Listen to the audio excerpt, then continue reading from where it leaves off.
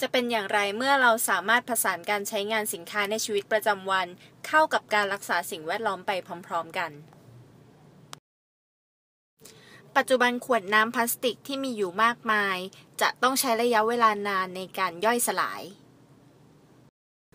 แต่ถ้าเราสามารถแปลสภาพขวดน้ำเหล่านี้มาเป็นผลิตภัณฑ์และนำกลับมาใช้ใหม่มันจะดีแค่ไหนการนำขวดพลาสติกมาใช้ใหม่เพื่อแปลเปลี่ยนเป็นเม็ดพลาสติกให้มีความหนาแน่นสูงหรือที่เรียกว่า Polycarbonate หรือ PC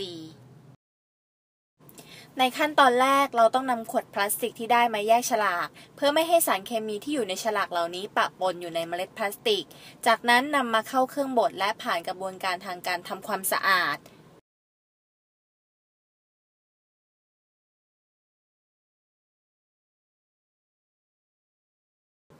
หลังจากนั้นเราจะนำพลาสติกที่ได้มาอัดเม็ดโดยผ่านกระบวนการทางความร้อน